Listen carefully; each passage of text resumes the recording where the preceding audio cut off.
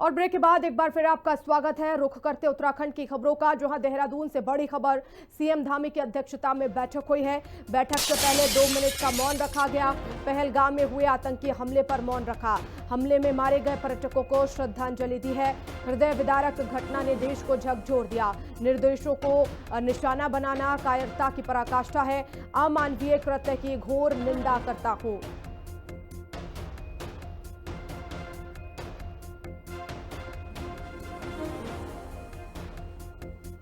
तो देहरादून से ये बड़ी खबर आपको बता रहे हैं। पहलगाम में हुए आतंकी हमले पर मौन रखा। बैठक से पहले सीएम पुष्कर सिंह धामी की अध्यक्षता में बैठक, और ऐसे में 2 मिनट का मौन रखा गया। हमले से पहले हमले में मारे गए पर्यटकों को श्रद्धांजलि दी है। हृदय विदारक घटना ने देश को झकझोर दिया है। निर्दोषों को निशाना बनाना कायरता की पराकाष्ठा है। अमानवीय कृत्य की घोर निंदा करता हूं।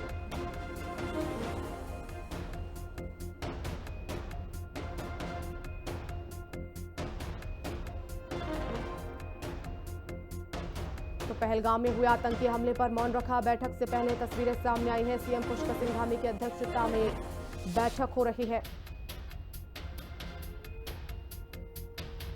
और 2 मिनट का मौन रखकर पर्यटकों के लिए श्रद्धांजलि अर्पित की गई है। तो मुख्यमंत्री पुष्कर सिंह धामी ने सचिवालय में राज्य के इंजीनियरिंग संस्थानों को राष्ट्रीय स्तर पर विकसित किए जाने के संबंध में उच्च स्तरीय समीक्षा बैठक की। साथ में कैबिनेट मंत्री सुबोध उनियाल भी मौजूद रहे।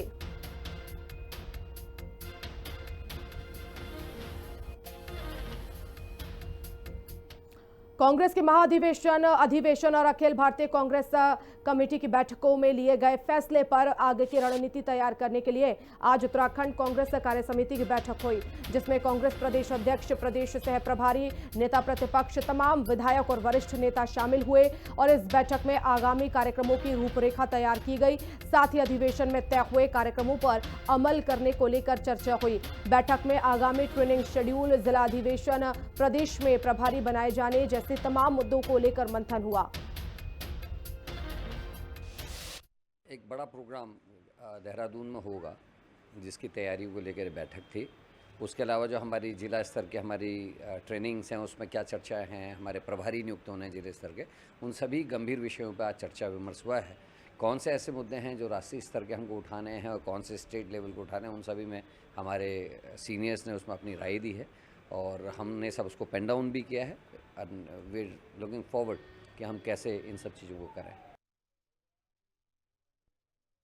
भारतीय जनता पार्टी का जो कार्यकाल रहा है, जिससे देश में अराजकता का माहौल है, जिस तरह से बेरोजगारी, महंगाई बढ़ रही है, जिस तरह से अपराध बढ़ रहे हैं, जिस तरह से विकास अवरुद्ध हुआ है, पूरा सामाजिक तानावाना ध्वस्त हो चुका है और सब अपने को असुरक्षित महसूस कर रहे हैं। संवैधानिक व्यवस्थाओं को कमज़ोर किया जा रहा है। तमाम मुद्दों को लेकर, यूसीसी को लेकर एक बहुत बड़ा हमारे सामने सवाल है। यूसीसी को लागू कर दिया गया है, उसके पीछे क्या वजह है, क्या खामियां हैं, किस तरह से यहाँ की भारतीय जो हमारी संस्कृति है, जो हमारी परंपराएं हैं, जो हमारे मूल्य हैं, उनको ध्वस्त करने की एक साजिश हो रही है। लोगों के बीच में जा रहे हैं, पूरे देश में ही जा रहे हैं, उसके साथ साथ उत्तराखंड में जा रहे हैं। हम रैलीज कर रहे हैं, लोगों से जनसंपर्क कर रहे हैं। अपना ऑर्गेनाइजेशन हमारा कांग्रेस पार्टी का, वो लोगों के बीच में जा रहा है कि किस तरह से बीजेपी जो ये आइडिया ऑफ इंडिया है, जो हमारे हिंदुस्तान की खूबसूरती है, उसको ख़त्म कर रही है। लोकतंत्र किस तरह से खतरे में है, उसको ख़त्म किया जा रहा है। लोगों की आर्थिक स्थिति खराब है, बेरोजगारी है, महंगाई है, भ्रष्टाचार है, रियल मुद्दे हैं, बीजेपी उससे भाग रही है और जो फिक्टिशियस मुद्दे होती है उस पे जा रही है। हम बीजेपी को एक्सपोज करेंगे।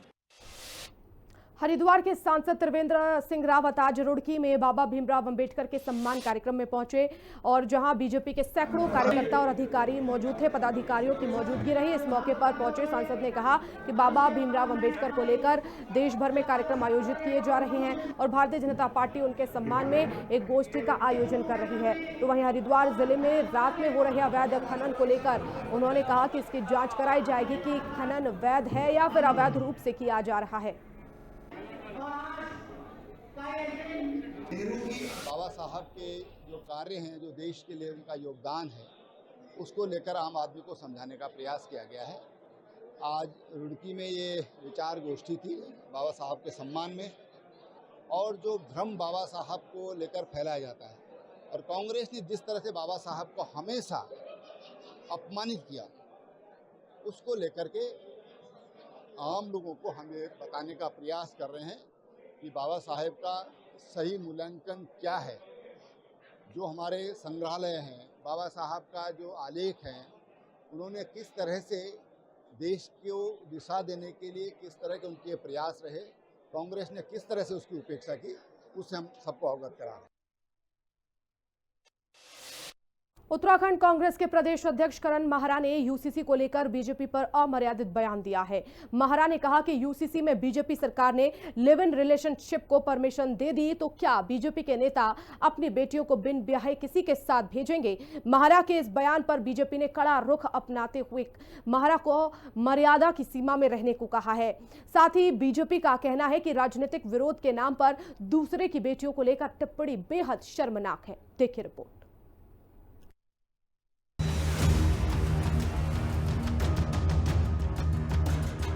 उत्तराखंड की फिजा में यूनिफॉर्म सिविल कोड यानी कि यूसीसी को लेकर नया सियासी संग्राम छिड़ गया है। इस संग्राम की शुरुआत की है कांग्रेस के प्रदेश अध्यक्ष करण माहरा ने। कैसे, जरा सुनिए। लिव इन रिलेशनशिप का जो मामला है भाग 3 में बीजेपी का कोई नेता बोल दे वो अपनी बेटी को बिना विवाह के किसी के संग रहने देने के लिए इजाजत देगा, इस बारे में कोई बात नहीं होती। और यूसीसी है क्या? आर्टिकल 44 हमारे संविधान का, उसका उल्लंघन कर रखा है यहाँ यूसीसी उत्तराखंड में। वो कहता है नियम जो भारत के नागरिक मतलब सिटीजन ऑफ इंडिया पे लगेगा। हम सब सिटीजन ऑफ इंडिया, हम उत्तराखंड में रहते हैं पर हम सिटीजन तो इंडिया के हैं ना, भारत के नागरिक हैं हम लोग। तो जो पूरे भारत के, संपूर्ण भारत के नागरिकों पर जो कानून लागू नहीं होता वो यूसीसी कैसे हो सकता है? तो कानूनी रूप से वो भी गलत है। तो ये सारी चीजें जो है बीजेपी के ABCD कार्यक्रम है जिसमें वो हिंदू मुसलमान का नैरेटिव सेट करके चुनाव जीतना चाहती है, लेकिन वो राष्ट्र और राज्य दोनों का नुकसान कर रही है। तो सुना आपने, उत्तराखंड कांग्रेस के अध्यक्ष करण माहरा यूसीसी को लेकर बीजेपी को खरी खोटी सुना रहे हैं, अब मर्यादित टिप्पणी कर रहे हैं। बीजेपी पर हमलावर होते हुए करण माहरा ने बीजेपी पर राज्य और राष्ट्र को नुकसान करने का बड़ा और गंभीर आरोप लगाया। तो उधर बीजेपी ने विपक्ष पर जोरदार प्रहार करते हुए करण माहरा को मर्यादा की सीमा में रहने को कहा। साथ ही राजनीतिक विरोध के नाम पर दूसरों की बेटियों पर टिप्पणी करना शर्मनाक बताया। समझ नहीं पा रहा हूँ करण माहरा किस मानसिकता से ग्रस्त हैं अपने बच्चों के बारे में, क्योंकि करण माहरा भी कोई बाहर के लोग तो नहीं, हमारे अपने लोग हैं। आदमी भाजपा का होगा चाहे कांग्रेस का होगा, है तो हमारा उत्तराखंड का। अपने बच्चों के बारे में कोई इस प्रकार की बात कर सकता है? मैं पहला गार्जियन देख रहा हूँ। उनके भी शायद बच्चे बड़े होंगे, नहीं होंगे तो उनके परिवार में तमाम बच्चियां होंगी, और इस तरह का भाव आप व्यक्त कर रहे हैं तो आपकी मानसिकता बहुत ठीक नहीं है। ठीक है, आप नहीं चाहते कि रिलेशनशिप का रजिस्ट्रेशन हो या उससे कांग्रेस सहमत नहीं हो सकती है तो उसको प्रोत्साहित करें, अपनी बात रखे, लेकिन परिवार के बच्चों तक तो न जाए, अपने बच्चों तक तो न जाए कम से कम। यूसीसी को लेकर कांग्रेस के प्रदेश अध्यक्ष का ये बयान मर्यादाओं की सीमा को तो तोड़ ही रहा है, साथ ही सियासी सिद्धांतों को भी चुनौती दे रहा है। ध्यान रहे कि भाषा की मर्यादा राजनीति का पहला सबक है और आखिरी सीख भी। विपक्ष को ये ध्यान रखना होगा। देहरादून से शुभांगी भट्ट, दीपिका भंडारी और अशोक कुमार के साथ ब्यूरो रिपोर्ट, हिंदी खबर। और खबर टिहरी से है, जहां चारधाम यात्रा के लिए अब कुछ ही दिन बाकी है। प्रशासन ने चारधाम यात्रा में पड़ने वाले मुख्य पड़ावों पर यात्रियों के लिए पीने के पानी के साथ ही शौचालय की व्यवस्था चाक चौबंद कर दी है। यात्रा मार्ग पर यात्रियों को किसी भी समस्या का सामना नहीं करना पड़ेगा। यात्रियों की समस्याओं को ध्यान में रखते हुए प्रशासन ने पुख्ता इंतजाम कर लिए हैं।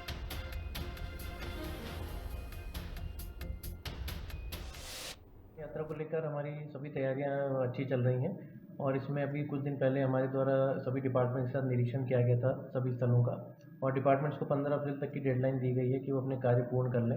कुछ ऐसे सेंसिटिव जोन हमने आइडेंटिफाई भी किए हैं दोनों NH पर, जहाँ पर अभी स्लाइड आई है या फिर स्लाइड बारिश में आने के चांसेस हैं, तो वहाँ पर ट्रीटमेंट वर्क कराने के लिए बोला है। साथ ही जो भी मलबा है उसको हटाकर नाली आदि की सफाई कर ली जाए, साइनेजेस, रिफ्लेक्टर्स और रोड सेफ्टी के कार्य भी करा लिए जाएँ, सभी को बता दिया गया है। इसके अतिरिक्त जो भी यात्रा की तैयारियों के मुख्य पड़ाव हैं, जो भी जैसे हमारे देवप्रयाग हो गए, मुनिकीर्ति, तपोवन और गंगोत्री हाईवे, बद्रीनाथ हाईवे पे जितने भी हमारे पॉइंट्स हैं वहाँ पर विशेष व्यवस्थाएं जैसे कि शौचालय आदि रहें, पीने के पानी, पार्किंग आदि व्यवस्थाएं भी लगातार हमारे द्वारा उसका इंतजाम किया जाएगा। देहरादून के उप जिला चिकित्सालय प्रेमनगर में अब 24 घंटे महिला और प्रसूति रोग विशेषज्ञ की तैनाती रहेगी। मुख्य चिकित्सा अधिकारी डॉक्टर मनोज कुमार शर्मा ने ये निर्देश दिए हैं। मुख्य चिकित्सा अधिकारी मनोज कुमार शर्मा ने उप जिला चिकित्सालय प्रेमनगर का निरीक्षण किया था। उन्होंने कहा कि गर्भावस्था के अधिक जोखिम वाले मामले ही हायर सेंटर रेफर किए जाए।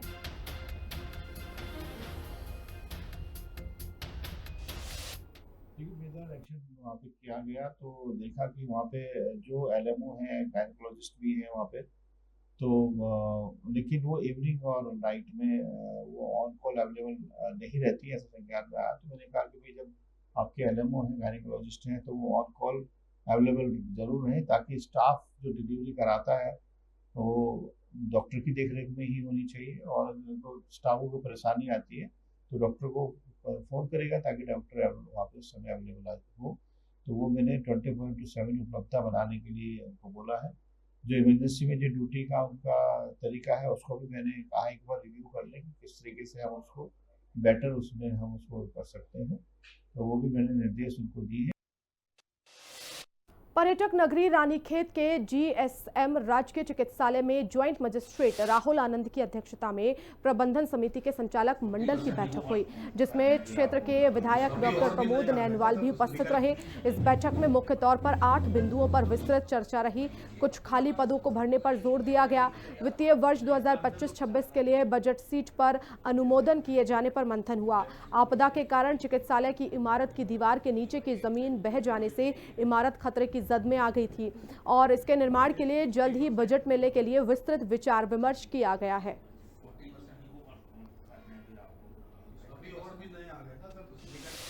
जो है वर्तमान में उसकी स्थिति आपदा के मानकों में चूंकि ये नहीं आ पा रहा था, तो इसको महानिदेशक को सीएमओ साहब द्वारा उसका पत्राचार किया गया है। होपफुली है कि वहाँ से मिल जाएगा, नहीं वहाँ से पैसे सैंक्शन हो पाते तो हमारी ये भी आज चर्चा हुई कि इसको हम जिला योजना से रखवाने की मांग करेंगे। और जसपुर में 1 दिवसीय संतुलित आहार के महत्व और स्वस्थ खाने की आदतों के विषय का सेमिनार का आयोजन किया गया है। डॉक्टर रवि सहुता ने डिब्बाबंद वस्तुओं, packet foods, energy drink, red bull sting से शरीर पर होने वाले हानियों के बारे में बताया है और फैटी लीवर के कारणों पर विस्तार से बताया। डायबिटिक को संतुलित आहार और उचित पोषण के जरिए नियंत्रित किया जा सकता है।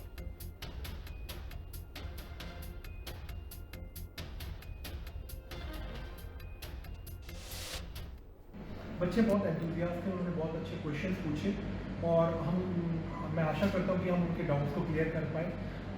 हेल्दी डाइट्स और स्मार्ट शुगर्स ये आज की जो टॉप ऑफ टाउन होना चाहिए, क्योंकि इंडिया ऑलरेडी डायबिटिक कैपिटल है दुनिया का और हमारे को अपने आने वाले भविष्य को अगर सुधारना है तो डायबिटीज़ से, ब्लड प्रेशर से, स्ट्रोक, पैरालिसिस से अपने लोगों को बचाना।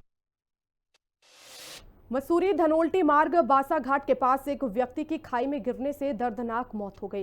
बताया जा रहा है कि देर रात को व्यक्ति अपने दोस्तों के साथ बासा घाट घूमने के लिए गया था, जहां वह शौच के लिए खाई की तरफ गया और पैर फिसलने से वह खाई में जा गिरा। स्थानीय लोगों ने मसूरी पुलिस और फायर सर्विस 108 को घटना की सूचना दी।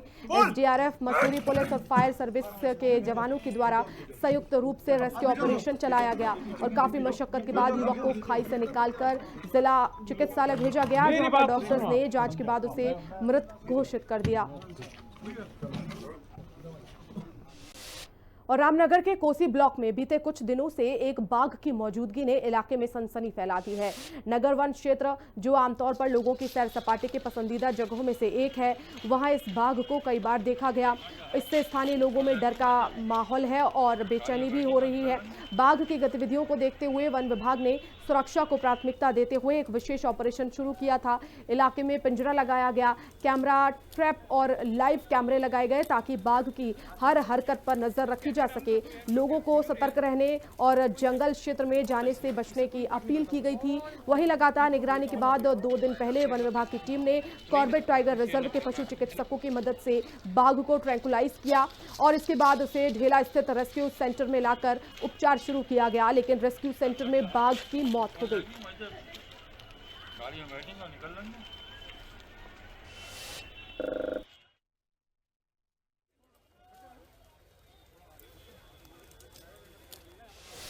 और रुड़की के भगवानपुर क्षेत्र में ईंट भट्टे पर मजदूरी करने वाले मजदूरों को भट्टा मालिक के द्वारा बंधक बनाने की सूचना मिलते ही तहसील प्रशासन और पुलिस टीम मौके पर पहुंची। ईंट भट्टे पर ईंट बनाने का कार्य किया जाता था। मजदूरों का आरोप है कि भट्टा मालिक के द्वारा पूरी मजदूरी नहीं दी जा रही है और पूरा हिसाब भी नहीं किया गया है, जिससे कि वो लोग यहाँ परेशान हैं। श्रम विभाग और तहसील प्रशासन ने संयुक्त कार्रवाई करते हुए ईंट भट्टों पर काम करने वाले 4 परिवारों के 25 लोगों को सकुशल उनके घर यूपी के पीलीभीत के लिए रवाना किया। जानकारी के मुताबिक काफी लंबे समय से ये लोग ईंट भट्टों पर काम करते थे, लेकिन वो घर जाना चाहते थे, इसलिए उन्होंने प्रशासन की मदद ली।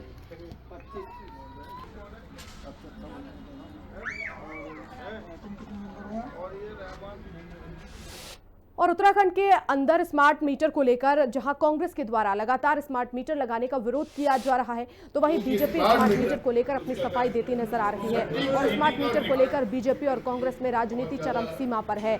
आज कालाधूड़ी के विधायक बंशीधर भगत ने प्रेस वार्ता करते हुए स्मार्ट मीटर की प्रशंसा करते हुए कहा कि कांग्रेस के लोग बीजेपी के द्वारा किए गए कार्य को लेकर बौखला रहे हैं, जिसके चलते पूर्व में कांग्रेस विधायक तिलक राज बहर ने स्मार्ट मीटर की तोड़फोड़ की और अब रामनगर में रणजीत सिंह रावत के द्वारा जो स्मार्ट मीटर की तोड़फोड़ की गई, ये कांग्रेस की बौखलाहट का सबूत है। बहुत ज्यादा लोगों से मिले हुए हैं, क्योंकि स्मार्ट मीटर सटीक रीडिंग और मीटर की बहुत ज्यादा लोगों से मिले हुए हैं, क्योंकि ऐसे तत्वों से मिले हुए हैं जो बिजली की चोरी करते हैं, कटिया डालते हैं या मीटर को छेड़छाड़ करके मीटर को खराब करके बिजली देते हैं। पृथ्वी दिवस पर new era public school Dineshpur के छात्र छात्राओं के द्वारा विभिन्न दुकानों में जाकर पॉलिथीन का बहिष्कार और कागज से बने सामग्री रखने वाले थैले को अपनी जीवन शैली में अपनाने को लेकर लोगों को जागरूक किया गया। इस दौरान बच्चों ने कहा कि पॉलिथीन सड़ता व गलता नहीं है और न ही नष्ट होता है, ये पर्यावरण को दूषित करता है और इससे सभी को बचना चाहिए। छात्रों ने कहा कि पॉलिथीन के स्थान पर हमें कागज से बनी थैली का इस्तेमाल करना चाहिए। हम प्लास्टिक की जगह न्यूज़पेपर बैग्स का इस्तेमाल कर रहे हैं, क्योंकि न्यूज़पेपर बैग्स हमारे एनवायरनमेंट को भी साफ रखता है और प्लास्टिक का इस्तेमाल हम कम से कम करना चाहते हैं और अपने आसपास के लोगों को अवेयर करते हैं कि प्लास्टिक को कम करो और न्यूज़पेपर को इस्तेमाल करो। जैसे हम न्यूज़पेपर बैग्स बना के इसमें सामान रख के बेच सकते हैं, जिससे प्लास्टिक का उपयोग कम रहेगा और हमारी धरती सेफ रहेगी। प्लास्टिक की जो पन्नियाँ और प्लास्टिक के जो सामान होते हैं, ये सब हमारी धरती के लिए हानिकारक होते हैं, क्योंकि ये बहुत टाइम लगाते हैं रिसाइकिल होने के लिए या फिर ख़त्म होने के लिए। इसलिए हमको न्यूज़पेपर्स और पेपर्स का इस्तेमाल करना चाहिए, जिससे हमारी धरती भी हरी भरी रहेगी और हम इसको रिसाइकिल भी आसानी से कर सकते हैं। तो हमको प्लास्टिक का इस्तेमाल कम से कम करना चाहिए। जिस प्रकार हमारे चारों तरफ का वातावरण लगातार ख़राब हो रहा है, प्लास्टिक का बहुत ज़्यादा इस्तेमाल हो रहा है, तो हमारे विद्यालय के छात्रों की तरफ से ये एक छोटा सा प्रयास है, जिससे कि प्लास्टिक का प्रयोग हम कम कर सकें। अभी जल्दी से हम प्लास्टिक पर शायद रोक ना लगा पाएँ जब तक कि इसका कोई दूसरा विकल्प तैयार ना हो जाए, लेकिन हम ये ज़रूर कर सकते हैं कि इसका इस्तेमाल कम से कम हो। न्यूज़पेपर जो है ये बायोडिग्रेडेबल है, जिससे ये अपने आप कुछ समय में नष्ट हो जाता है। जहाँ प्लास्टिक स्वयं नष्ट होने में 100 से 500 साल लगते हैं और ये हमारी धरती को खराब करता है, वहीं कागज से बने ये पेपर बैग जो है धरती को सुरक्षित रखते हैं और हमारे वातावरण को स्वस्थ रखते हैं। जसपुर भगवंतपुर रोड बिजली घर के पास खेत में अज्ञात शव मिलने से हड़कंप मच गया। घटना की सूचना मिलने पर पुलिस मौके पर पहुंची और अज्ञात शव की शिनाख्त बाबूराम पुत्र सुखन सिंह के रूप में हुई है। पुलिस ने शव को अपने कब्जे में लेकर पोस्टमार्टम के लिए भेज दिया है। शव की गला रेत कर हत्या की आशंका जताई जा रही है। पुलिस के आला अधिकारी मौके पर पहुंचे घटना की जांच में जुटे हुए हैं। मृतक के परिजन ने भी हत्या की आशंका जताई है।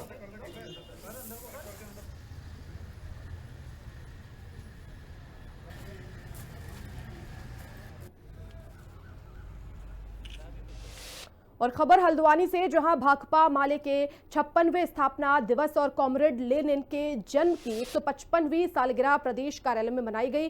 कार्यक्रम की शुरुआत सभी महान शहीदों और स्मृति शेष नेताओं को श्रद्धांजलि के साथ शुरुआत हुई है और साम्राज्यवाद की पराजय और समाजवाद की स्थापना के कॉमरेड लेनिन के निर्णायक आह्वान को पूरा करने का संकल्प लिया गया।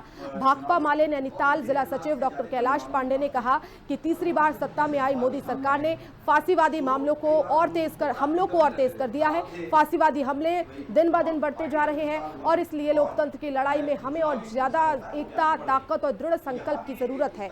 एक क्रांतिकारी कम्युनिस्ट पार्टी होने के नाते हमें इस लड़ाई में अगली कतार में रहकर नेतृत्व करना होगा।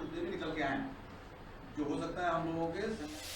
और पर्यटक नगरी रानीखेत में बहुउद्देशीय भवन में भाजपा जिला रानीखेत के द्वारा डॉक्टर अंबेडकर सम्मान सभा का आयोजन हुआ, जिसमें मुख्य अतिथि विधायक डॉक्टर प्रमोद नैनवाल ने शिरकत की है। दीप प्रज्वलित कर कार्यक्रम की शुरुआत की गई। बीजेपी नेताओं व अन्य लोगों का फूल माला व शॉल ओढ़ाकर स्वागत किया गया। संविधान निर्माता बाबा साहब के बताए मार्ग पर चलने की बात कही गई है। पिछड़े, दलित सभी को समान सहित और साथ लेकर चलने की बात कही गई है। बाबा साहब भीमराव अम्बेडकर जी की जयंती का एक पखवाड़ा भारतीय जनता पार्टी द्वारा पूरे देश में मनाए जा रहे हैं। इसी के तहत 14 से 30 अप्रैल तक बाबा साहब भीमराव अम्बेडकर जी की शिक्षा को पहुंचाना हमारे भारतीय जनता पार्टी को केंद्र और प्रदेश की सरकार द्वारा जो कल्याणकारी योजना अनुसूचित जाति अनुसूचित जातियों के लिए चलाई जा रही है, इनकी सूचना जन जन तक पहुँचाना और उनकी उस वर्ग का उत्थान करना, ऐसे समाज के लोगों को आगे बढ़ाना, सामाजिक, आर्थिक, राजनीतिक रूप से उन्हें कैसे सशक्त बनाया जाए। जो हमारे हमारे जो नीतियाँ हैं, जो कार्यक्रम चलाए जा रहे हैं, उनको जन जन तक पहुँचाने के उद्देश्य से ये बैठक आज रखी गई है। और धरती पर बैकुंठ धाम कहे जाने वाले भगवान बद्री विशाल के अभिषेक के लिए नरेंद्र नगर स्थित राजमहल में टिहरी की सांसद व महारानी राज्यलक्ष्मी शाह की अगुवाई में नगर की सुहागिन महिलाओं के द्वारा व्रत रखते हुए पीले वस्त्र धारण किए गए हैं और मूसल, ओखली व सिलबट्टे से तिलों का तेल पिरोया गया। तिलों के इस तेल में विशेष जड़ी बूटी डालकर खास बर्तन में तेज आंच में पकाने के बाद इसे चांदी के तेल कलश में परिपूरित किया जाता है। राजमहल में धार्मिक पंचायत बद्रीनाथ धाम के पुजारी तेल से परिपूरित कलश की विधिवत पूजा अर्चना करते हैं।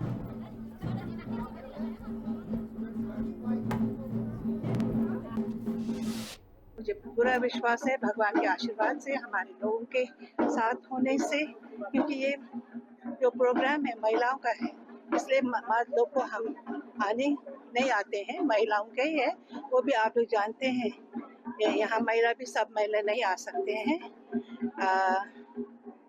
जो शादी किया हुआ है, जो ऐसे लोग आ सकते हैं। आज का समय अलग है, मगर वो परंपरा है, वो आगे चलना चाहिए और सबको पता होना चाहिए।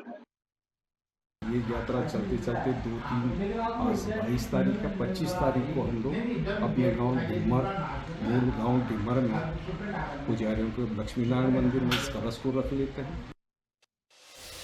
यूसीसी में लिव इन रिलेशनशिप का मुद्दा एक बार फिर से गरमाने लगा है। कांग्रेस प्रदेश अध्यक्ष ने बीजेपी नेताओं को सीधे तौर पर कह दिया है कि अगर यूसीसी उत्तराखंड के लिए इतना बेहतर साबित हो सकता है तो क्या बीजेपी के नेता अपनी बेटी को बिना शादी के किसी के साथ रहने की सहमति दे सकते हैं?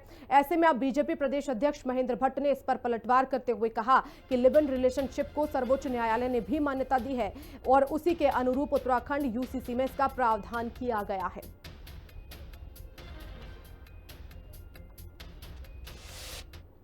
लिव इन रिलेशनशिप का जो मामला है भाग 3 में बीजेपी का कोई नेता बोल दे वो अपनी बेटी को बिना विवाह के किसी के संग रहने देने के लिए इजाजत देगा? इस बारे में कोई बात नहीं होती। और यूसीसी है क्या? आर्टिकल 44 हमारे संविधान का, उसका उल्लंघन कर रखा है यहाँ यूसीसी उत्तराखंड में। वो कहता है नियम जो भारत के नागरिक मतलब सिटीजन ऑफ इंडिया पे लगेगा। हम सब सिटीजन ऑफ इंडिया, हम उत्तराखंड में रहते हैं पर हम सिटीजन तो इंडिया के हैं ना, भारत के नागरिक हैं हम लोग। तो जो पूरे भारत के, संपूर्ण भारत के नागरिकों पर जो कानून लागू नहीं होता वो यूसीसी कैसे हो सकता? तो कानूनी रूप से वो भी गलत है। तो ये सारी चीजें जो है बीजेपी के ABCD कार्यक्रम है जिसमें वो हिंदू मुसलमान का नैरेटिव सेट करके चुनाव जीतना चाहती है। जब कोई एक्ट बनता है, यूसीसी कानून जब बन रहा था उस समय उस एक्ट को भी सम्मान रखना उस एक्ट के प्रावधानों के अनुकूल था। अब हरीश करण मेहरा जी कांग्रेस के लोगों के कारण चिंतित है, इसलिए प्रश्न हमसे कर रहे हैं। उत्तराखंड की संस्कृति लिबरल रिलेशन की नहीं है, लेकिन वो क्यों चिंतित हैं? वो इस बात से चिंतित हैं कि कांग्रेस में प्रकार की स्थितियां निर्माण हो सकती हैं। और इसी के साथ इस बुलेटिन में इतना ही। आप देखते रहिए हिंदी खबर।